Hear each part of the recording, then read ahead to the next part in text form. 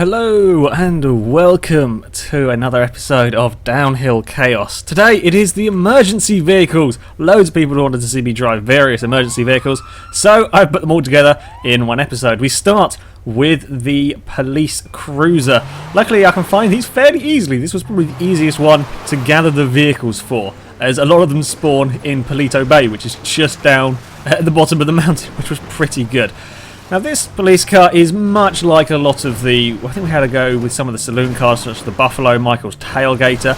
It's pretty quick, it's fairly good, however it doesn't have off-road suspension, so it gets bounced around a little bit, or a little lot. In fact, as we go tumbling off down the mountain and have lost bits. The sirens don't really work very well either. So yeah, the downside, as with all road cars that are not built for off-roading, is that it gets pinged around a little bit over the bumps. Also, I am terrible at driving that corner. I did this about 3 or 4 times. It's only been this episode I've driven so badly through there. I keep thinking I can cut a little bit more of that corner than I actually can, and end up clipping the rather large rock. And yeah, I had a little incident. Not quite as cool as I managed to do with the Voltic coil, or coil Voltic. I can never remember which way around that is. I had probably the least spectacular of fails down there. Yeah, again, I'm just trying to make every sort of fraction of a second.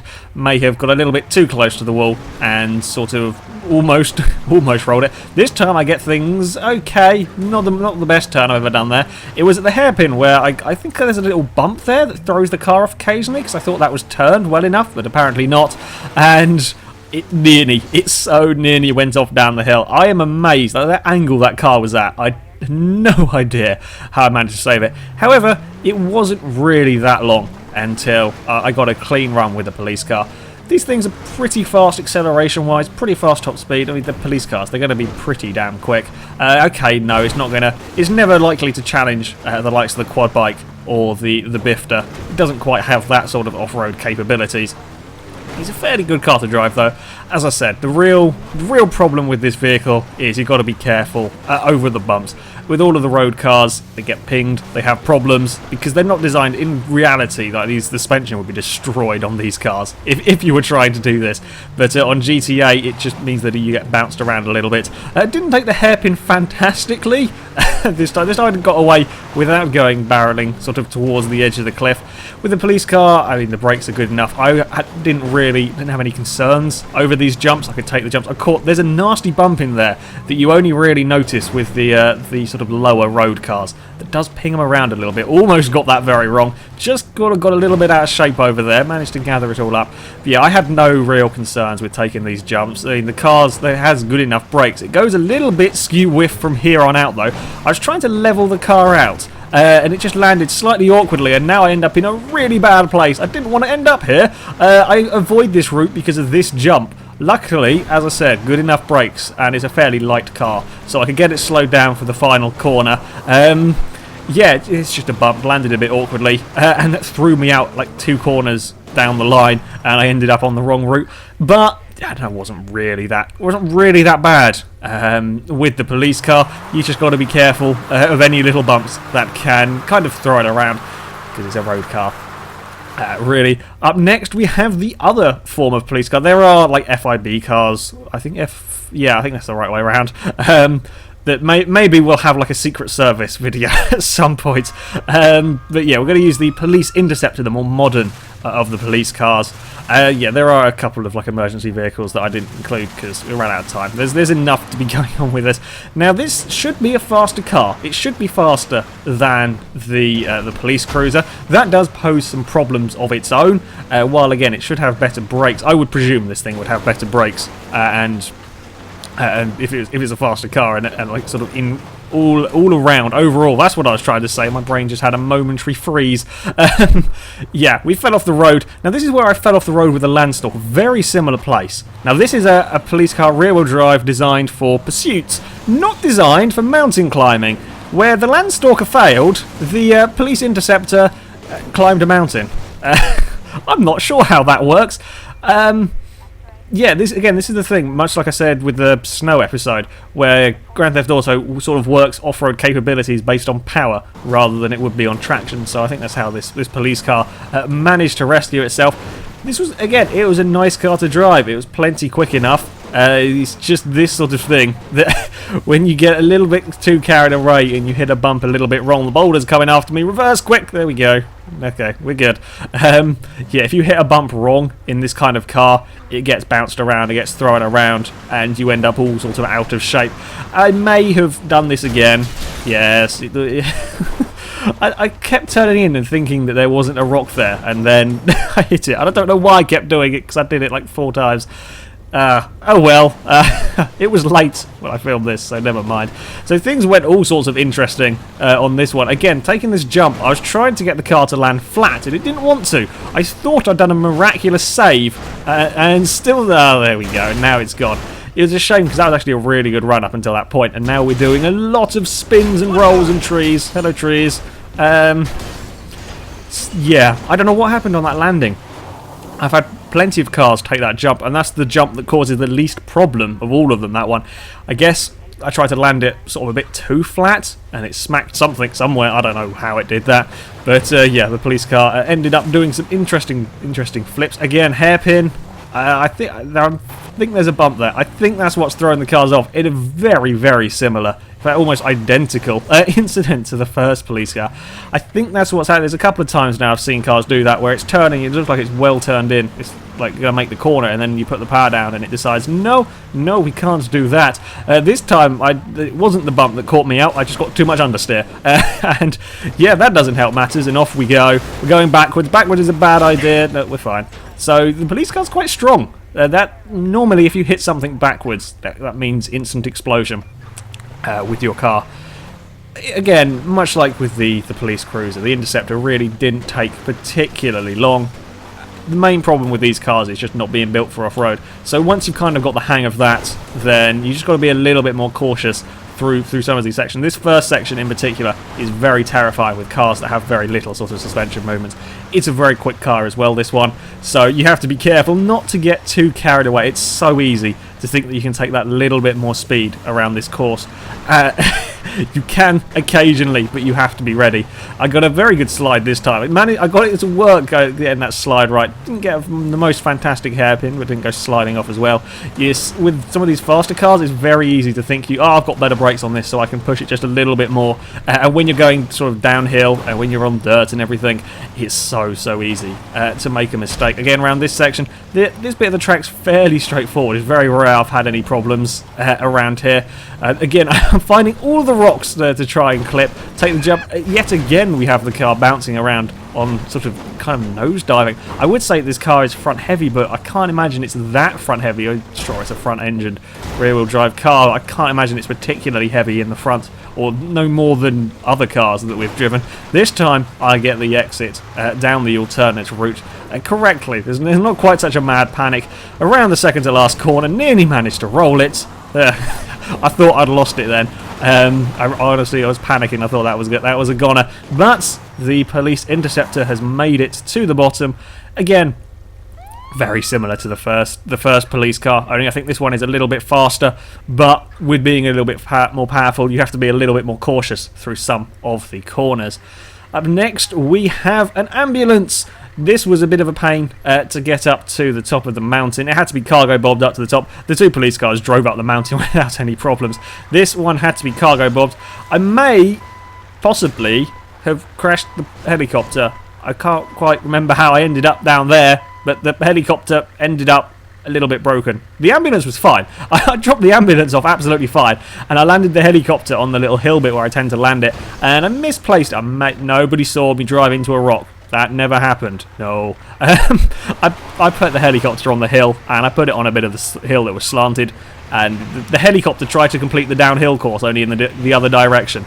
Anyway, the ambulance was a car or a vehicle, I should say, not really a car, that I really quite liked driving for this challenge. There's been a couple of these that are actually heavy enough so that they don't get sort of bounced around. It's fairly quick. It's supposed to be fairly quick. It's a blooming ambulance, so it's got to get to places relatively rapidly. This is the first attempt, and I was pretty much down all the way. It had a bit of a wobble, and then things go a little bit wrong on the final corner. We nearly managed to roll an ambulance off the rock face, but managed to recover it, although I lost a little bit of time in that, so I wanted to have another go, seeing I got the ambulance to the bottom first time. It really wasn't particularly tricky. Yeah, this is one of those cars that's got enough weight to it to sort of stop it from bouncing around all over the place the minute you hit a bump, but it's got enough performance that it can still go pretty quickly. It's also got remarkably good brakes. May have got things a little bit... No, that's not good. Every vehicle's had problems with the hairpin today. I don't know why it's having such issues. Yeah, despite the sort of the size of this thing, it had pretty good brakes. We've had some of the larger vehicles like the limo. I'd imagine this would be pretty heavy. I'm not sure how much ambulances weigh. I'd imagine it probably as heavy as the limo. But yeah, it gets stopped pretty damn well. I think it's the third attempt, I think, is all it took to get the ambulance to the bottom in a respectable time. Yeah, this was quite an easy vehicle to drive down here. Of course, it's never going to be up with the likes of the police cars. While yes, it is easier to drive, it just hasn't got the speed, it hasn't got the acceleration, or any of the other sort of the proper off-roady vehicles that go towards the top of our table. Some of the non-off-roady vehicles. I don't know how Michael's tailgater has still survived as high up as it has. But yeah, it was a nice vehicle to drive. It was an easy thing to drive, which was nice. It's always nice to have a vehicle that's easy to drive when it comes to doing downhill chaos. It's a little bit on the big side, so the hairpin was a little bit tricky with it. It wasn't the ultimate perfect hairpin on this run. I got very, very close to that rock again. God damn it. Yeah, I mean, normally if you do that kind of thing with a larger vehicle, as you saw there, I just outbrake myself a little bit, you'd be well off down the mountain because it wouldn't stop. But the brakes are very impressive on this. I was hoping there was going to be a hiker over this jump, just for the irony, but apparently not. Again, the ambulance took a bit of a bounce on that landing as well. I'm not sure, I might have been trying to land the cars a little bit too flat. Maybe I'm landing on the rear and bouncing it up. I don't know. It's very rare I've seen that happen on here. And again, managed to get it stopped, take the alternate route. Again, had problems trying to go on two wheels. It's quite a wide vehicle, I think. I was ended up sort of getting a little bit too close to the hillside, around the second to last corner, and there it is, across the line. Very straightforward, really, with the ambulance. I did have a little bit of problem getting it stopped over the jump. That was more because I had wheels in the air, and a wheel that is in the air is not doing an awful lot to slow you down. So, yeah, ambulance was a lovely vehicle to drive down the mountain. A bit of a pain getting it to the top of the mountain, but a nice vehicle to drive down the mountain. We move on to our final vehicle, the Firetruck. Now this wasn't fun, getting this to the top of the mountain at all. As you can see, there is a cargo bob there. I got the Firetruck wedged. I was trying to drive it down the little narrow footpath you see. I got it wedged, and I had to use the cargo bob to knock it, to move it. Now you'll see the time. I can't see on my screen at the moment, but I think it was around 1 or 12 or 1 p.m. I started lifting the Firetruck to the top of the mountain at 5 a.m. game time. It took me that long to get the damn thing. This has taken so long for the helicopter to lift it up. Like, it took longer than it did with the tanks. I don't know why this thing took so long. I mean, sure, a Firetruck is a very heavy thing, but I don't think it's quite as heavy as a tank or the massive dump truck that I've lifted to the top of the mountain. Anyway, first attempt. No, the brakes, not so good on a Firetruck. It was probably more to do with the fact that it's massively heavy, and I may have exploderized myself. So yeah, first attempt hadn't gone very well. Second attempt, managed to avoid the hikers. No idea how I managed to keep that all on the road. And again, same problem. Still wasn't braking quite early enough. Managed to sort of make the turn-ish, and now we're going off for a tumble down the mountain. Trees, save me! No, that's not quite worked as saving me. And then off goes the Firetruck. Yeah, this wasn't the easiest of vehicles we've had to drive on here.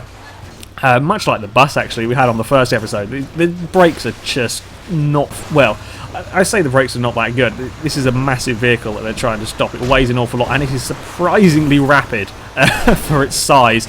It just... Yeah, it does not get stopped. You have to brake a hell of a lot earlier than you think when it comes to these turn-ins. As, again, another place that we managed to outbrake ourselves, and then promptly get it stuck. The water cannon still works, so that's all good. Yeah, Firetruck was a little bit of a pain to drive, so having got it past all of the first few corners, again, it's also not the most manoeuvrable of things. The hairpin, well, that's not quite gone to plan at all. I was trying to kind of flick it round. Doesn't really work in a Firetruck. I don't know why I thought it would work. Managing to do that, I carry on just to get sort of practice on the lower bits of the run. But yeah, I don't know why I thought I could flick it around there like I would with a sort of a more manoeuvrable vehicle. Amazingly, I'm still not entirely sure how I managed to do this run so quickly. I think it's after sort of 5 or 6 attempts with the Firetruck. I actually got a clean run that I was pretty happy with, because this is a tough thing to drive down here. Much like we're seeing with some of the other large kind of heavy vehicles, you spend a lot of time on the brakes. Most of this course is blooming spent on the brakes, just because you've got to try and get it slowed down. You're braking very early. For the likes of this corner, again, you're on the brakes all the way down here. You can't put any power down because you just got to try and get it turned. It's a huge, great big thing. It is pretty fast accelerating. For the size of vehicle, for the weight of vehicle, it is pretty damn quick, and that sort of doubles the problems because it makes it very easy to get sort of carried away. The hairpin is a bit of a challenge, getting it turned around there. It is easier than the bus though. It's not quite as large as the bus. And then down this section, don't have too many problems down here with the Firetruck. Again, on the brakes so much, I was hoping I could get it stopped. It's still scary when you take that jump. I was kind of hoping to take the sort of the alternate route there, but I was going far too fast and couldn't pull it up. So I had to sort of take the jump, which is always a little bit nervous. And again, over this jump, you've got to be really careful to try and get it stopped. And yeah, you just cannot push the Firetruck, really, because it's so hard to get. It takes so much force to get this thing slowed down. Like in most vehicles, you'd be flat out down here, but you can't do it in the truck because you will just get carried away, and then you won't be able to stop it when it comes to this section. Down here, it's not too much of a problem. I think it's probably a little bit narrower than the ambulance. The ambulance is quite wide at the back, which is why I was having a few problems with that down that section. And again, around here, providing you've got it slowed down and you're not being too silly with the throttle, the Firetruck can make it around the final couple of corners. And there it is, across the line. And now we're not going to stop with the Firetruck either. I don't know why I thought it would. The ambulance failed pretty miserably. Yeah, the brakes, not fantastic, and we're going to mess around with the water cannon. Although, to be fair to the blooming thing, it is a massive, great big truck that does go pretty damn quickly, so it's not surprising the brakes struggle. I then saw a biker, or a cyclist I should say, that I had to go and chase with the water cannon. Come back, cyclist! We want to... No, that's not a good place to be. We may have crashed it. There's another one, we can get you. There we go. Oh, the water cannon is a fantastic thing to have. So, yeah, the Firetruck may be a little bit wedged and the cyclist survived. Come back! We want to... No, you've gone... Oh, he's got out of range, god damn it. Yeah, the Firetruck made it to the bottom of the mountain. Yeah, it was a bit of a challenge, that thing. It was also a real pain, cargo bombing that around. Anyway, we have the descent times. The two police cars were incredibly close. 39.3. 31.3, sorry, and a 31.9. That police Interceptor is only a couple of thousandths off the BF injection, which is pretty damn good for two road cars. The ambulance also put in a pretty decent time of a 1:34.84, puts it between the Paradise and the Rebel. That's actually quicker than a purpose-built off-road vehicle. That's an interesting one. The Firetruck is down in 19th. Not particularly surprising when you consider the size of the thing and how hard it is to get that stopped and everything. So I'd say that was a pretty good time though from the Firetruck. All things considered, not that far off a Prius. The mountain bike though is quicker than a Firetruck, which I find kind of amusing. Anyway, that is it for this video, guys. So thank you very much for watching. Next week, I'm going to be having a go with the Sand King again. Everybody's telling me that they have patched it, so that's now four-wheel drive rather than the silly rear-wheel drive that it was before. So we will give the Sand King another go, as it has a proper drivetrain now. Not sure what other vehicles. I'll throw in some random vehicles. So yeah, leave your suggestions for the vehicles you want to see. Don't worry, I'm having a look through. There is quite a lot of stuff to get through. So yeah, thank you for watching, and until next time, goodbye.